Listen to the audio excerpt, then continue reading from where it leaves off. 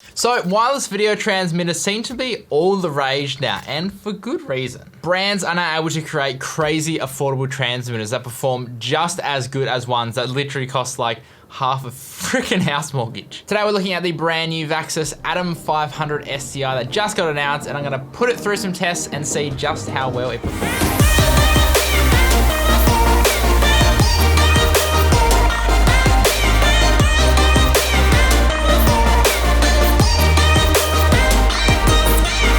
Now real quick, I do have to mention that the model that I have is obviously a pre-production model, so the final firmware might be different to the one that I've actually got on here right now. So my initial impressions of this were how compact everything is. Like, Vaxis has really crammed a lot of technology into a pretty small little package. The gray and matte style look so good, and the built-in 1/4-20 screws on the side and the bottom came in super handy. It has an OLED screen on the bottom, as well as 3 buttons to navigate through the menus, built-in antennas, a HDMI and SDI port, a USB-C port for powering the unit itself, as well as an NPF battery mount on the back as well. One thing I love about this unit is the NPF battery mount. They've added this like little springy piece of metal that pushes up on the battery when you lock the NPF in, and it is solid. Like, it is not going anywhere. In the box, you get a transmitter, receiver, and 1 USB Type-C cable, but unfortunately no tripod mount screw. So even though you have those awesome 1/4-20 screw mounts on the actual device itself, you can't actually use them unless you have bought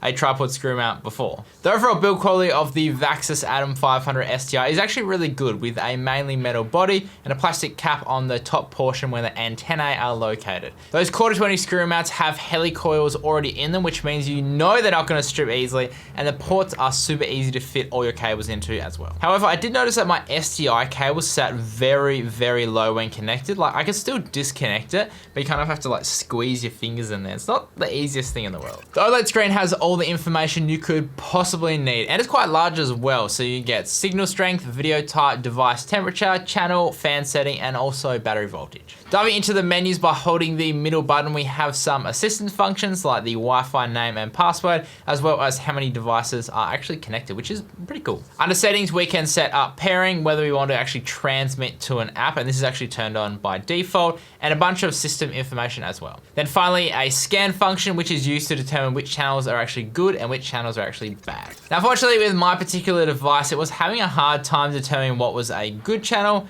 and what was a bad channel. Before I did my range test, which you'll see a little bit later, I did a scan to find the best channel, and it came up with all the channels being bad. However, when I did the range test, even when it was on the bad channel, it didn't actually affect it at all. And on the flip side, I did some tests where it said it had good channels, but I found that those channels had interference on them, so they were actually bad channels. So hopefully this is just a bug and will be fixed in future firmware updates. If you want to change the fan speed, you can hold the left button and adjust it in case you do want it to be like dead silent in certain situations. Now, one thing I do have to mention is that the OLED screen is really not that bright at all. So when using the device inside, perfectly fine, but as soon as you step outside into sunlight, it's like almost impossible to see.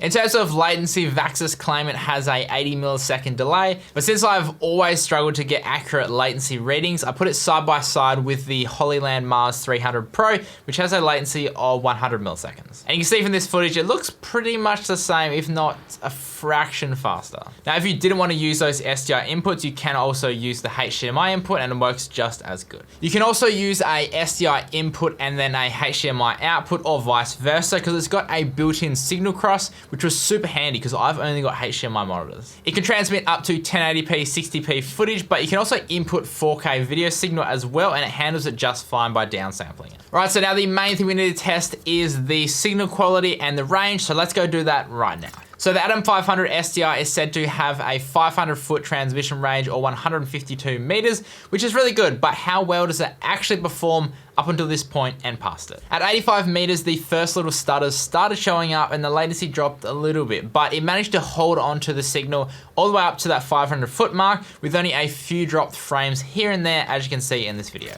And that was even with some trees in between myself and the receiver, which is actually pretty good. The furthest I managed to push it was about 900 feet or 275 meters, at which point it actually lost connection. Now, one thing I did notice while doing my test is that the orientation of the device is really important to get a good good signal. Now, because the antennae are built in, you can't actually tell which is the best orientation, but I found that mounting it on its side with the battery out of the line of sight of the transmitter seemed to work the best. The only problem with this is that you can't actually see the screen as it's facing like sideways rather than back towards you. Another thing I noticed when at a distance was that the signal meter on the receiver wasn't very accurate. It said that it had like full 5 bars when I was at 900 feet, and then it suddenly dropped out, and it took a moment to realize that it had dropped out before it actually updated that signal on the screen. Now, hopefully this is just some sort of bug that they can fix in a firmware update. Vaxis does have its own app called Vaxis Vision that you can use to connect your phone to the Atom 500 SDI as well. To connect it, you can hold the right button on the transmitter to bring up a QR code and use this to connect in the app itself, which is super handy and a very quick way of connecting.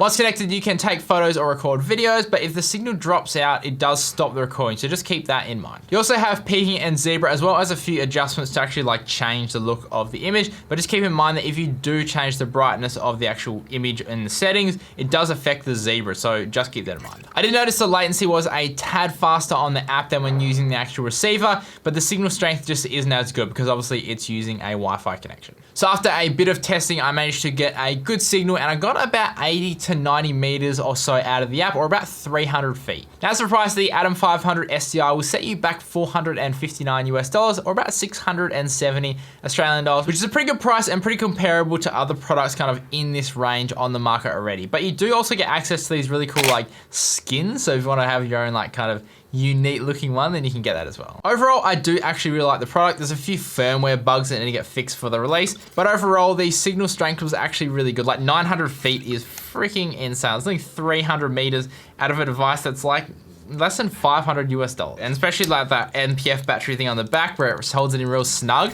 I really, really like that. If you did enjoy this video, then consider liking and subscribing. And if you want to find out more, I'll leave some links down below. And as always, guys, stay creative and just be you. See ya.